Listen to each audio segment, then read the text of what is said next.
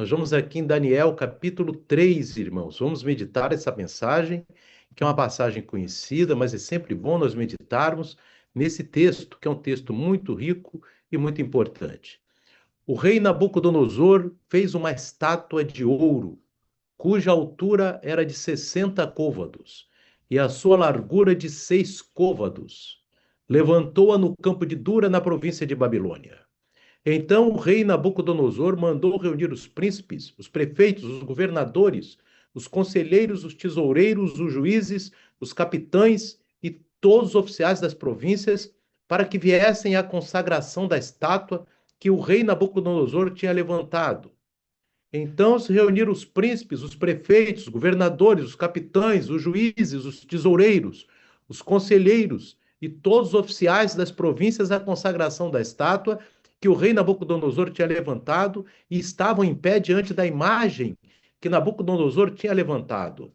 E o arauto apregoava em alta voz: Ordena-se a vós, ó povos, nações e línguas, quando ouvirdes o som da buzina, da flauta, da harpa, da sambuca, do saltério, da gaita de foles e de toda espécie de música, prostrar-vos-ei e adorareis a estátua de ouro que o rei Nabucodonosor tem levantado. E qualquer que se não se prostrar e não a adorar, será na mesma hora lançado dentro da fornalha de fogo ardente. Portanto, no mesmo instante em que todos os povos ouviram o som da buzina, da flauta, da harpa, da sambuca, do saltério e de toda espécie de música, prostraram-se todos os povos, nações e línguas e adoraram a estátua de ouro que o rei Nabucodonosor tinha levantado. Por isso, no mesmo instante, chegaram perto alguns caldeus e acusaram os judeus e responderam dizendo ao rei Nabucodonosor: Ó rei, vive eternamente. Tu, ó rei, fizeste um decreto pelo qual todo homem que ouvisse o som da buzina, da flauta, da harpa, da sambuca, do saltério, da gaita de foles e de toda espécie de música, se prostrasse e adorasse a estátua de ouro, e qualquer que não se prostrasse e adorasse, seria lançado dentro da fornalha de fogo ardente. Há uns homens judeus, os quais constituíste sobre os negócios da província da Babilônia, Sadraque, Misaque e Abednego. Estes homens, ó rei, não fizeram caso de ti, e teus deuses não os servem, nem adoram a estátua de ouro que levantaste. Então Nabucodonosor, com ira e furor, mandou trazer a Sadraque, Mesaque e Abednego, e trouxeram a estes homens perante o rei. Falou Nabucodonosor e lhes disse: É de propósito, ó Sadraque, Mesaque e Abednego, que vós não servis a meus deuses, nem adorais a estátua de ouro que levantei? Agora, pois, se estáis prontos, quando ouvirdes o som da buzina, da flauta, da harpa, da sambuca, do saltério, da gaita de foles, de toda espécie de música, para vos prostrardes e adorardes a estátua que fiz, bom é. Mas se não a adorardes, sereis lançado na mesma hora dentro da fornalha de fogo ardente. E quem é o Deus que vos poderá livrar das minhas mãos? Responderam Sadraque, Mesaque e Abednego e disseram ao rei Nabucodonosor: Não necessitamos de te responder sobre esse negócio. Esse é o Deus a quem nós servimos é que nos pode livrar. Ele nos livrará da fornalha de fogo ardente e da tua mão, ó rei. E se não nos livrar, fica sabendo, ó rei, que não serviremos a teus deuses nem adoraremos a estátua de ouro que levantaste. Então Nabucodonosor se encheu de furor e mudou-se o aspecto do seu semblante contra Sadraque, Mesaque e Abednego. Falou e ordenou que a fornalha se aquecesse 7 vezes mais do que se costumava aquecer. E ordenou aos homens mais poderosos que estavam no seu exército que atassem a Sadraque, Mesaque e Abednego para lançá-los na fornalha de fogo ardente. Então, esses homens foram atados, vestidos com as suas capas, suas túnicas e seus chapéus e demais roupas, e foram lançados dentro da fornalha de fogo ardente.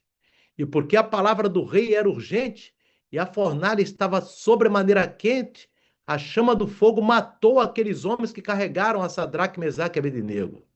E estes três homens, Sadraque, Mesaque e Abednego, caíram atados dentro da fornalha de fogo ardente. Então o rei Nabucodonosor se espantou e se levantou depressa. Falou dizendo aos seus conselheiros: não lançamos nós dentro do fogo três homens atados? Responderam e disseram ao rei: é verdade, ó rei. Respondeu dizendo: eu, porém, vejo quatro homens soltos que andam passeando dentro do fogo, sem sofrer nenhum dano. E o aspecto do quarto é semelhante ao Filho de Deus. Então, chegando-se Nabucodonosor à porta da fornalha de fogo ardente, falou dizendo: Sadraque, Mesaque e Abednego, servos do Deus Altíssimo, saí e vinde. Então, Sadraque, Mesaque e Abednego saíram do meio do fogo. E reuniram-se os príncipes, os capitães, os governadores e os conselheiros do rei, e contemplando estes homens, viram que o fogo não tinha tido poder algum sobre os seus corpos. Nem um só cabelo da sua cabeça se tinha queimado, nem as suas capas se mudaram, nem cheiro de fogo tinha passado sobre eles. Falou Nabucodonosor dizendo: bendito seja o Deus de Sadraque, Mesaque e Abednego, que enviou o seu anjo e livrou os seus servos que confiaram nele, pois violaram a palavra do rei, preferindo entregar os seus corpos para que não servissem nem adorassem algum outro Deus, senão o seu Deus. Por mim, pois, é feito um decreto, pelo qual todo povo, nação e língua que disser blasfêmia contra o Deus de Sadraque, Mesaque e Abednego seja despedaçado, e as suas casas sejam feitas um monturo, porque não há outro Deus que possa livrar como este. Então o rei fez prosperar a Sadraque, Mesaque e Abednego na província de Babilônia. Queridos amados, essa é uma mensagem muito importante, uma mensagem de fidelidade a Deus. E nós vamos aqui, meus irmãos, meditar nessa palavra. O fogo da provação e o quarto homem da fornalha. O contexto do cativeiro, meus irmãos, a pressão pela assimilação. O cenário de Daniel 3 é de extrema opressão cultural e espiritual. Nabucodonosor ergue uma estátua de ouro de 60 côvados de altura e exige adoração universal, sob pena de morte na fornalha ardente. Para o judeu no exílio, o perigo não era apenas físico, mas a perda sutil ou violenta de sua identidade pactual, do pacto que fez com o Eterno. Os nomes dos três jovens haviam sido mudados para honrar os deuses babilônicos, mas o caráter deles permanecia ancorado no Deus de Abraão, Isaque e Jacó. A ordem do rei babilônico evoca imediatamente a proibição absoluta que fundamenta toda a existência de Israel na Torá. Deus diz na Torá em Êxodo 20: não farás para ti imagem de escultura, nem semelhança alguma do que há em cima dos céus, nem embaixo na terra, nem nas águas debaixo da terra. Não te encurvarás a elas, nem as servirás, porque eu, o Senhor teu Deus, sou Deus zeloso. Êxodo 24:5. O mandamento da Torá é explícito. A idolatria não é uma quebra direta. A idolatria é uma quebra direta do pacto nupcial entre Deus e Israel. Os sábios judeus sempre ensinaram que existem três mandamentos pelos quais um judeu deve preferir morrer a transgredir. Yareg veal e Avor é o assassinato, relações sexuais ilícitas e a idolatria. No Midrash, Pskat Zutarta Devarim 6:5 afirma-se: aquele que reconhece a idolatria nega toda a Torá, mas quem rejeita a idolatria é como se confessasse a verdade de toda a Torá. Irmãos, isso é uma verdade muito importante nos dias que vivemos, porque quantos, meus irmãos, daqui a pouquinho estarão dobrados, curvados diante de festas pagãs, ídolos pagãos, tentando e pensando que o Deus de Israel mudou ou que nem existe. Mas o Deus de Abraão, de Isaque e de Jacó, o Deus de Sadraque, Mesaque e Abednego, continua o mesmo. Aqui são os nomes judeus de Sadraque, Mesaque e Abednego. A recusa de Ananias, Misael e Azarias, Sadraque, Mesaque e Abednego, em se prostrar não era uma rebeldia política barata, era obediência estrita ao Shema. Nós lemos o Shema, não é possível ler o Shema e participar de festas pagãs, comer comidas típicas sacrificadas a ídolos pagãos. Eles entenderam o que está escrito mais adiante na Torá, em Deuteronômio 6, 12 a 13. Guarda-te, para que não esqueças do Senhor, que te tirou da terra do Egito, da casa da servidão. O Senhor teu Deus temerás, e a ele servirás, e pelo seu nome jurarás. Aplicação prática. No mundo moderno, a estátua de Nabucodonosor raramente é feita de ouro físico em praça pública. Nossas estátuas modernas são ideologias anticristãs e anti-humanas. Pressão cultural para moldar nossa moralidade aos padrões do mundo. Hoje, meus irmãos, muitos que se dizem crentes, estarão se preparando para participar de festas pagãs, se adaptando, se moldando aos padrões do mundo, e certamente sem sofrer nenhuma pressão. Mas ali Sadraque, Mesaque e Abednego preferiram entrar na fornalha do que trair o Deus de Abraão, de Isaque e de Jacó. Então, as estátuas modernas também são a exigência de que curvemos nossa espinha dorsal espiritual para sermos aceitos. Muitas vezes, pessoas, para quererem ser aceitos, abandonam a fé. Viver na diáspora, em ambientes seculares, exige de nós a mesma resolução. Nossos nomes ou títulos podem ser definidos pela sociedade onde trabalhamos ou estudamos, mas nossa adoração pertence exclusivamente ao Eterno. A teologia do mesmo que não queira, mesmo que Deus não queira, fé sem barganha.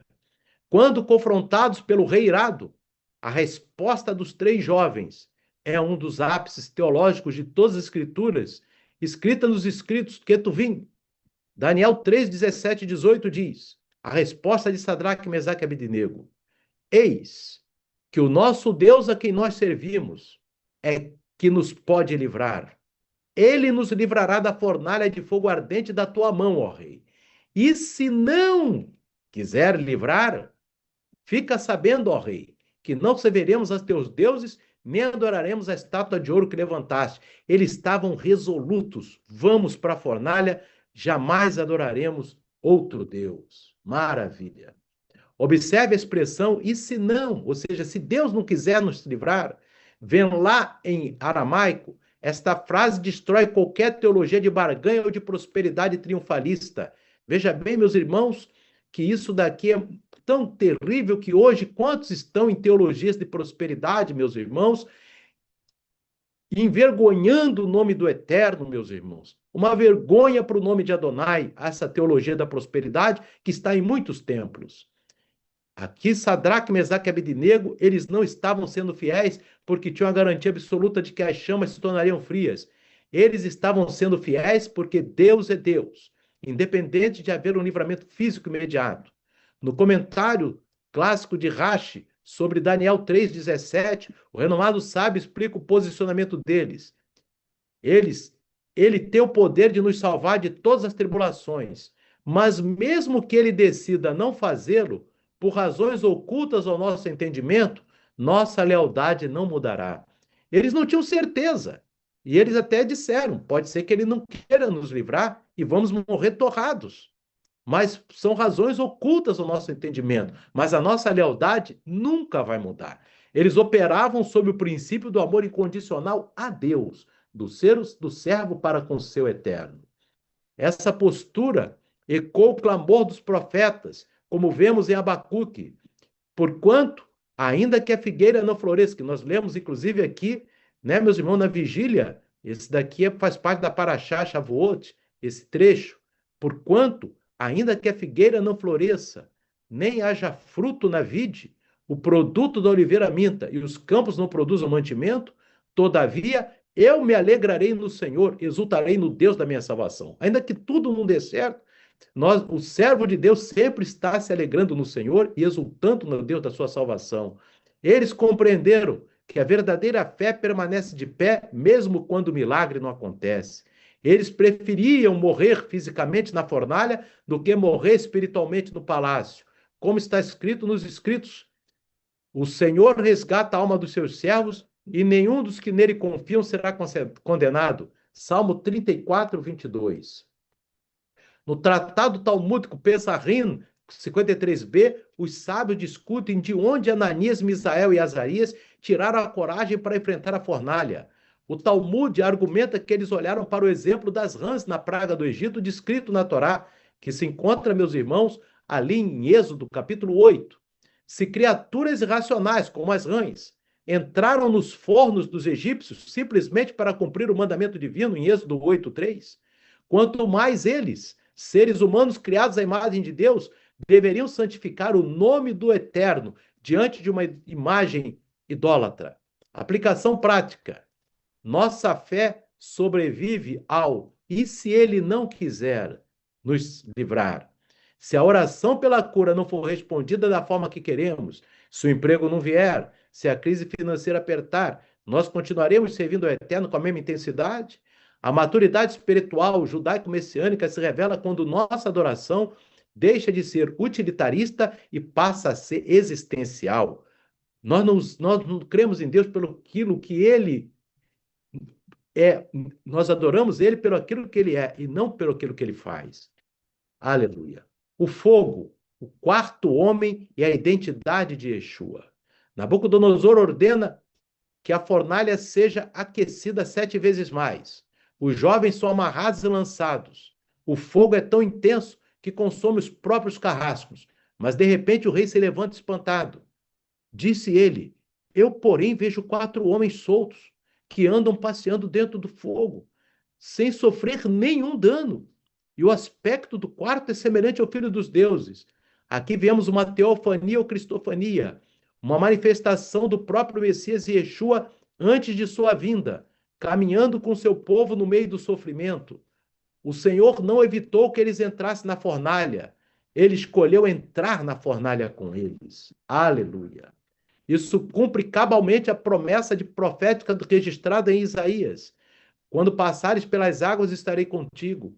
E quando pelos rios, eles não te submergirão. Quando passares pelo fogo, não te queimarás, nem a chama arderá em ti, porque eu sou o Senhor teu Deus, o Santo de Israel, o teu Salvador.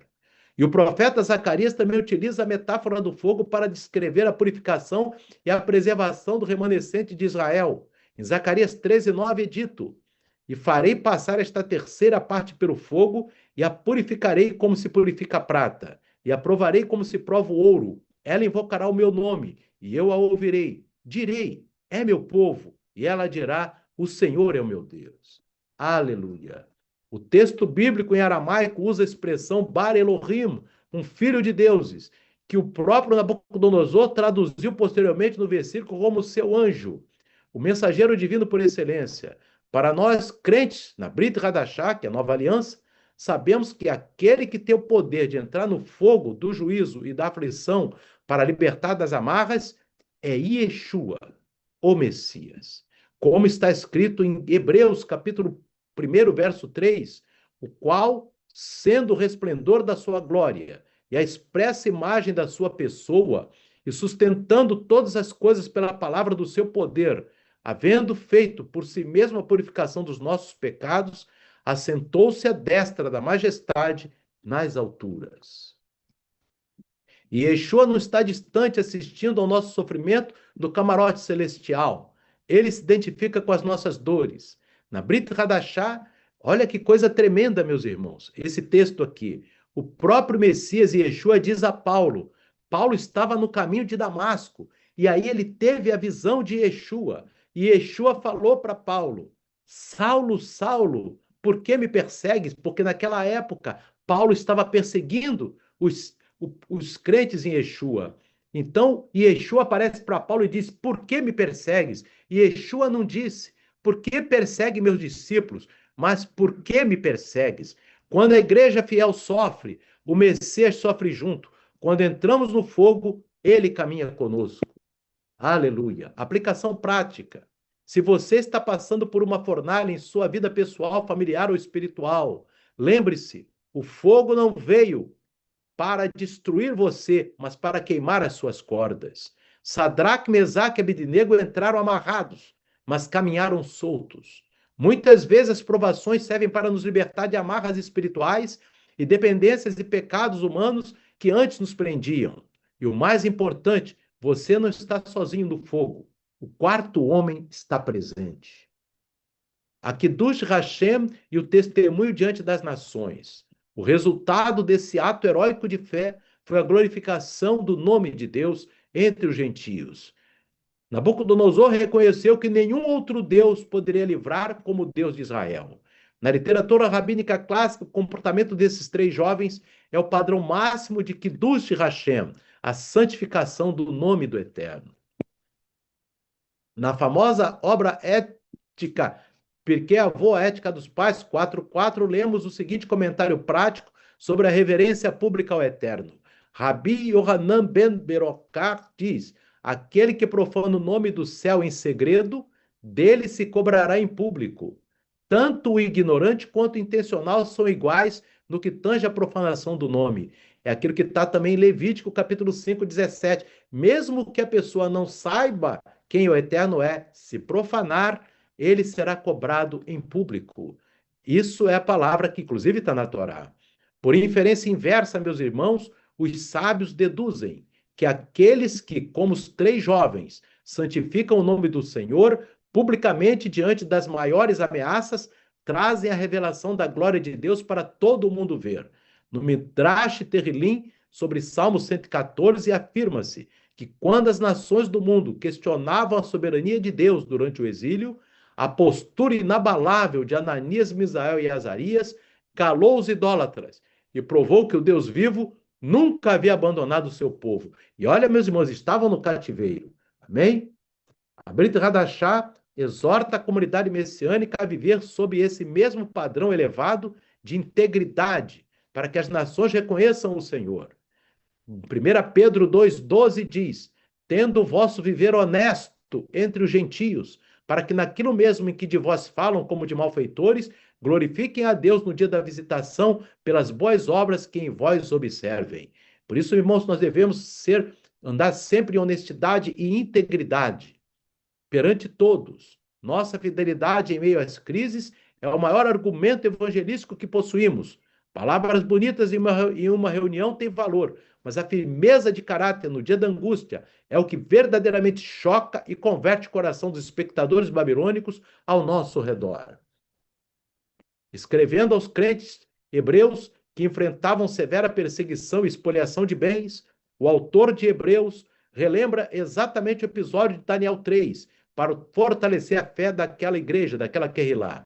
Em Hebreus 11, 33, 34 é dito: os quais pela fé venceram reinos, praticaram justiça, alcançaram promessas, fecharam a boca dos leões, apagaram a força do fogo, escaparam ao fio da espada, da fraqueza tiraram forças, na batalha se esforçaram, puseram em fuga os exércitos estranhos. A fé que apaga a força do fogo não é uma fé que evita o problema, mas uma fé que anula a capacidade que o problema tem de nos destruir por dentro. O problema está ali, você tem que manter a sua firmeza por dentro, equilíbrio com o eterno. Sadraque, Mesaque e Abednego mantiveram o equilíbrio com Deus. Aleluia. Conclusão e aplicação. Haverim, irmãos, ao encerrarmos esta reflexão para a nossa reunião desta noite, quero deixar 3 perguntas para meditarmos e aplicarmos de forma prática em nossas vidas comunitárias. Estamos dispostos a manter nossa identidade pactual, nosso pacto com o Eterno? Mesmo que o mundo tente mudar nossos nomes, nossos valores e nossa liturgia diária, devem refletir a Torá e o testemunho de Yeshua. Nós sempre falamos, meus irmãos, o nosso dia a dia é Torá e palavras de Yeshua.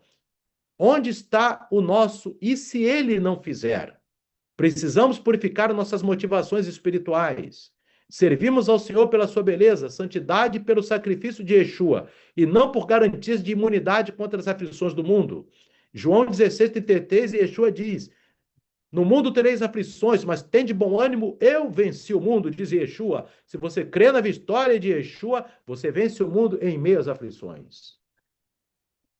Você consegue enxergar o quarto homem?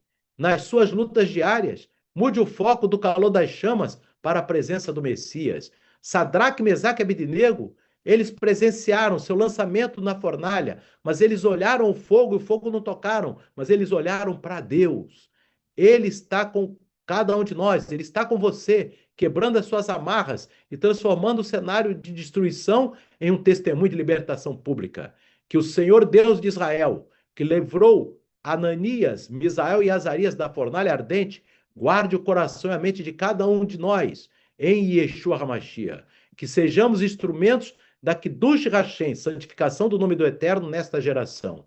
Baruch Hashem, amém e amém. Queridos amados, que o Espírito do Eterno continue falando ao coração dos irmãos, que o Eterno abençoe a todos. Amém e amém.